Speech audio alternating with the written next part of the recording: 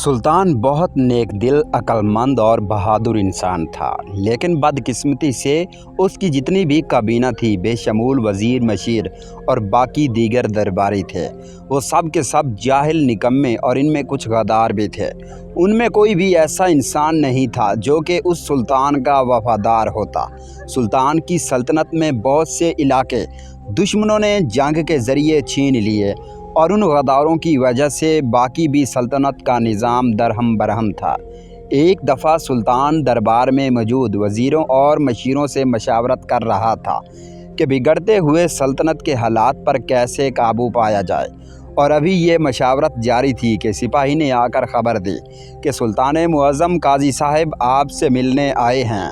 वो काजी सुल्तान के लिए बहुत ख़ास था, क्योंकि काजी बहुत ही अक्लमंद और बहादुर था और वो फ़ैसला करते वक्त ये नहीं देखता था कि आगे सुल्तान का अमीर है, लेकिन वो सिर्फ़ इंसाफ पर मबनी फ़ैसला करता और उसी वजह से सुल्तान उसको अपने वज़ीरों की जगह समझता था। सुल्तान ने अपने सिपाहियों को हुक्म दिया कि काजी साहब को अंदर ले आओ। सुल्तान के हुक्म पर काजी साहब अंदर तशरीफ़ ले आए। सुल्तान के दाएं पहलू में बैठ गए। काजी साहब ने सबको सलाम किया और फिर सुल्तान की खिदमत में अर्ज़ करने लगा, सुल्तान मुअज़्ज़म, मुझे बड़े ही दुख के साथ ये कहना पड़ रहा है कि पिछले कई महीनों से हमारी रियासत में चोरियां और डकैतियां बढ़ती जा रही हैं। हर जगह लूट मार है। ऐसा लगता है कि उनको सुल्तान का बिल्कुल खौफ नहीं।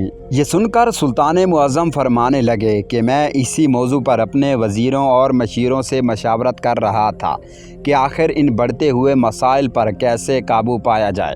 काजी साहब ने 6 ढके अल्फाज में कहा, सुल्तान मुअज़्ज़म, सल्तनत उस वक़्त गिरती है जब इसकी बुनियादें अंदर से हिलाई जाएं। कि कारी साहब क्या कहना चाहते हो? सुल्तान ने मशावरत बर्खास्त कर दी और काजी साहब को हुक्म दिया कि मेरे कमरे में मिलो। सुल्तान मुअज़्ज़म और काजी साहब के दरमियान गुफ्तगू होती रही और काजी साहब ने सुल्तान को बताया कि हजूर वाला, बगावत आपके अपने ही घर से शुरू हो गई है, इसलिए आपकी सल्तनत दिन ब दिन कमज़ोर हो रही है और मुझे खदशा है कि आने वाले वक़्त में सल्तनत की अमारत गिर जाएगी। ये सुनकर सुल्तान ने कहा कि तुम अपनी बात तफसील से बताओ। तो काजी साहब ने सुल्तान को साफ साफ बता दिया कि बगावत आपके अपने वज़ीर और करीबी मशीर कर रहे हैं और गद्दार भी छुपे हुए हैं।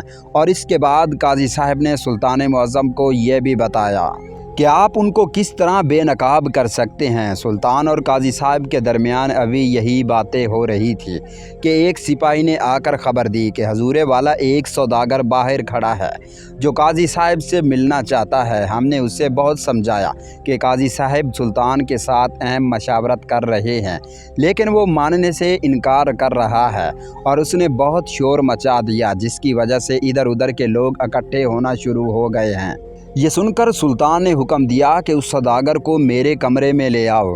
काजी साहब ने कहा, सुल्तान मुअज़्ज़म, सुल्तान की हिफाजत सबसे अहम होती है, आप उसे कमरे में ना बुलाएं।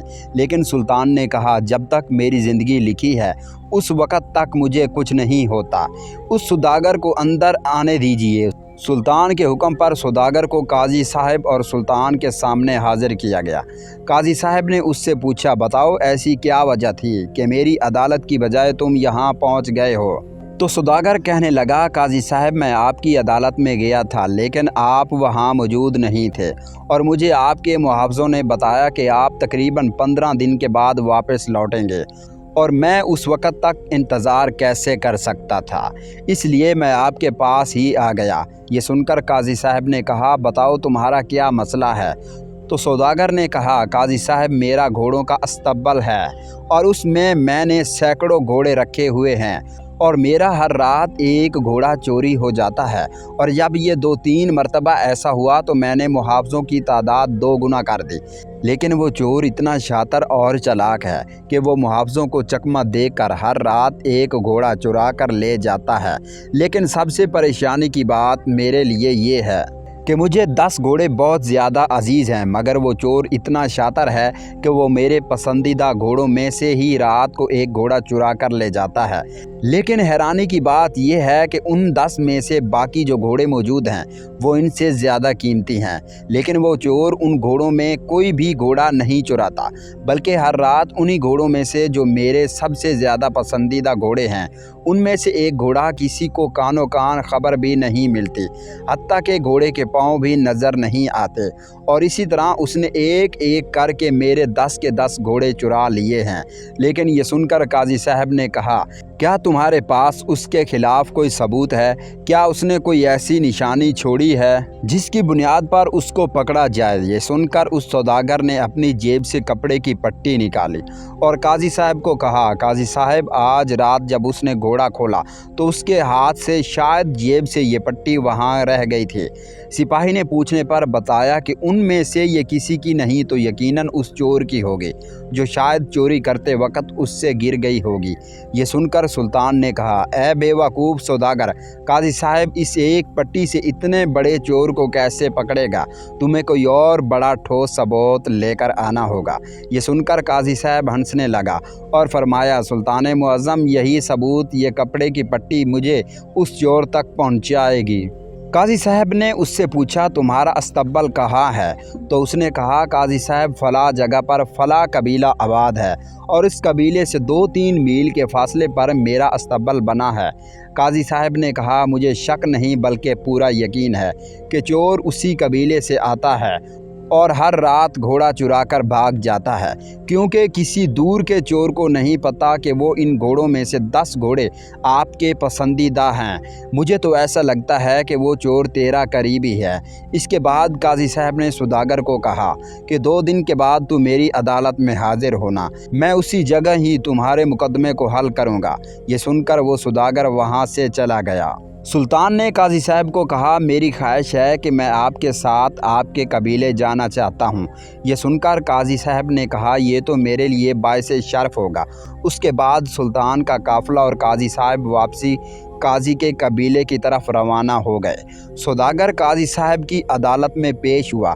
اب قاضی کی جگہ سلطان بیٹھا تھا اور سلطان کی دائیں جانب قاضی صاحب بیٹھے ہوئے تھے۔ سوداگر نے اپنی بات دوبارہ کی، قاضی صاحب آپ ہی مجھے انصاف دلائیں۔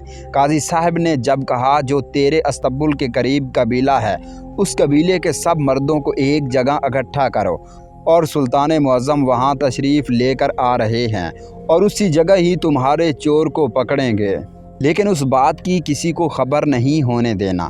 میں تمہارے ساتھ سلطان کا ایک قاصد بھیجتا ہوں، وہ قاصد جا کر یہ پیغام دے گا کہ سب لوگ ایک جگہ اکٹھے ہو جائیں۔ قاضی صاحب نے سوداگر کے ساتھ سلطان کا قاصد بھیج دیا اور سلطان کے حکم پر تمام قبیلے والے ایک جگہ اکٹھے ہو گئے، جن میں صرف مرد تھے۔ اب قاضی صاحب اور سلطان صاحب نے اس نوجوان کو کہا کہ ان تمام آدمیوں کو ایک قطار میں کھڑا کر دو۔ تمام قبیلے والوں کو ایک قطار میں کھڑا کر دیا گیا۔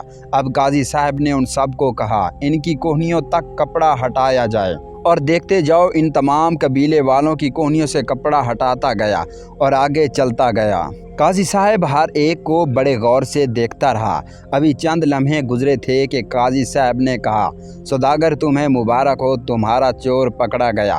یہ سن کر سوداگر بڑا حیران ہوا کہ قاضی صاحب آپ کو کیسے پتا کہ یہ میرا چور ہے؟ قاضی صاحب نے کہا، جب تم نے اس کی کوہنی سے کپڑا ہٹایا تو میں نے دیکھا کہ اس کی کوہنی کے قریب ایک جگہ ایسا نشان نظر آیا جیسے وہاں پر کئی دنوں تک کوئی پٹی باندھی گئی ہو، اور یہ پٹی اس وقت باندھی جاتی ہے جب بازو سے کوئی زوردار چیز کھینچی جاتی ہے اور اس درد سے نجات پانے کے لیے وہیں پٹی باندھی جاتی ہے۔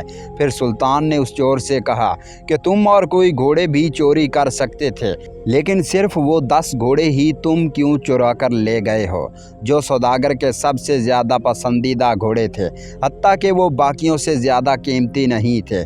تو اس نوجوان نے کہا، قاضی صاحب یہ سوداگر ایک عام سوداگر تھا، لیکن اس وقت بدلتا گیا اور یہ دن بدن ترقی کرتا گیا، اور اس نے اتنا اتنا بڑا استقبال بنا لیا، لیکن اس نے کبھی اپنے قبیلے کے کسی غریب کی مدد نہیں کی۔ قبیلے کے کئی خیمے میں غریب لوگ کئی دن تک بھوکے سو جاتے ہیں، لیکن اس نے کبھی کسی کو ایک نوالے کے بارے میں بھی نہیں پوچھا۔ میں اس کے پاس مدد طلب کرنے کے لیے آیا تھا، لیکن اس نے میری ایک نہیں سنی۔ جب میں نے دیکھا کہ یہ اتنا سخت دل ہو گیا ہے تو میں نے ٹھان لیا کہ میں آہستہ آہستہ اس کے تمام گھوڑے چرا کر لے جاؤں گا، لیکن میں یہ شروعات اس کے سب سے پسندیدہ گھوڑوں سے کروں گا، تاکہ اسے بھی پتہ چلے کہ جب کسی سے پیاری چیز چھین لی جاتی ہے تو کتنا دکھ ہوتا ہے۔ آپ نے کہا تمہارا دل صاف تھا، لیکن تمہارا طریقہ کار غلط تھا۔ اب بتاؤ وہ گھوڑے کہاں ہیں؟ اس نے کہا قاضی صاحب میں نے وہ گھوڑے فلاں تاجر کو بیچ دیے اور ان سے راشن خرید کر میں نے تمام قبیلے کے لوگوں میں بانٹ دیا ہے۔ یہ سن کر سلطان نے کہا ان سب گھوڑوں کی قیمت میں ادا کروں گا، اور اس نوجوان کو قاضی صاحب نے سلطان کے حکم پر اس نے رہا کر دیا، کیونکہ اس کا مقصد غلط نہیں تھا۔ لیکن آئندہ سلطان نے اسے تاکید کی کہ چاہے تمہارا دل صاف ہو یا برا ہو، لیکن غلط کام ہمیشہ غلط ہوتا ہے، اس لیے دوبارہ چوری کرنے کی کوشش نہ کرنا۔ اور پھر سلطان نے سوداگر کو کہا کہ جو رزق ہوتا ہے یہ اللہ تعالیٰ کی دی ہوئی امانت ہوتی ہے، اگر تم اس پر سانپ بن کر بیٹھو گے تو آخرت میں اللہ کے سامنے کیا جواب دو گے؟ اور اس سوداگر کو ہدایت کی کہ تم غریبوں کی مدد کیا کرو۔ اس کے بعد سلطان قاضی کی عقل مندی سے اتنا متاثر ہوا کہ اسے اپنی شاہی میں قاضی مقرر کر لیا، اور روایت کی بدولت سلطان نے بڑے بڑے فیصلے کیے اور اپنے دربار میں غداروں کو انجام تک پہنچا کر ایک مضبوط سلطنت قائم کر لی، اور اپنے چھینے ہوئے علاقے اپنی بہترین حکمت عملی کی وجہ سے واپس کر لیے تھے۔